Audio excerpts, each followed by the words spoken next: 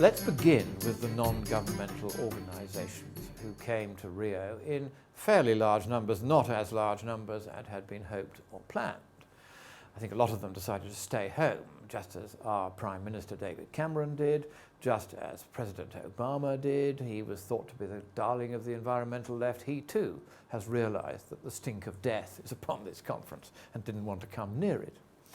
But the non-government organisations, nearly all of them are hard left.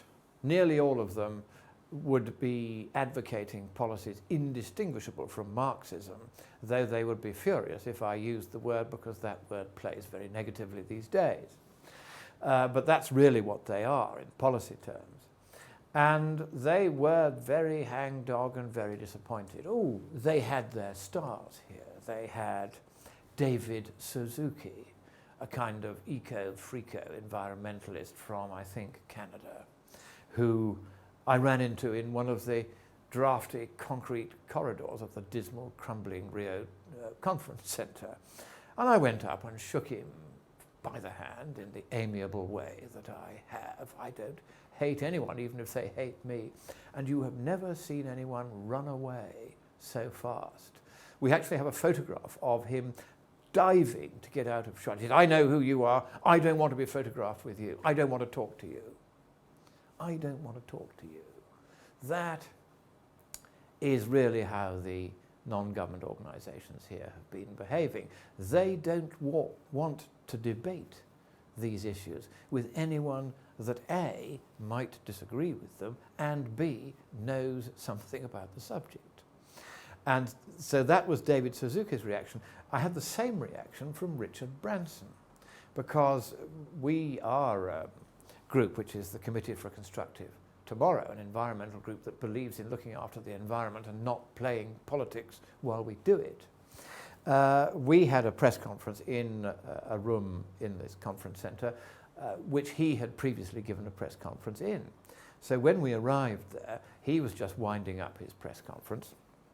And as he came out of the room, his minders saw that I was coming in, and they sharply diverted him to go round 3 sides of the room rather than coming straight down one side from the platform to the door, specifically so as to avoid any chance that he might have to meet and talk to me.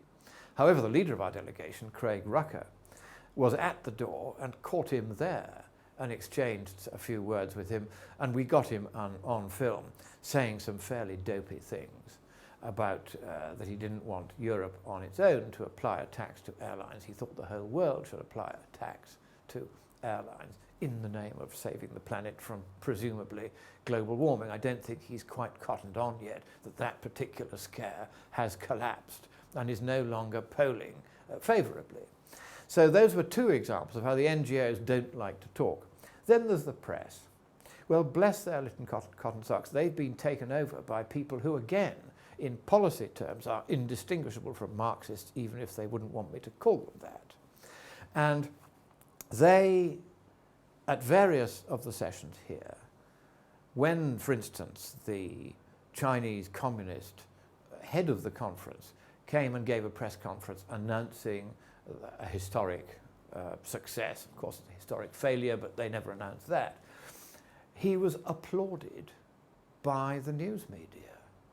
Now, when I went to a meeting, even if it was Margaret Thatcher speaking, and I went there as a pressman, it was not my business to applaud, it was my business to report. But no, they applauded. The press have bought the environmental Marxist agenda hook, line and sinker. And they now can't back out. They've dug themselves so far in. And as a result, they were not able to report that the climate is not unfolding as the predictions said. They're not able to report that this conference is a failure. They were pre-programmed to applaud whatever outcome and hail it as a success, even if it wasn't. And we now need a Fox News worldwide, not just in America, so that the other side can be given fairly. Democracy can't work properly unless the press is willing to give both sides. Today's press have shown yet again here in Rio that they are not willing to do that, and that is a crying shame.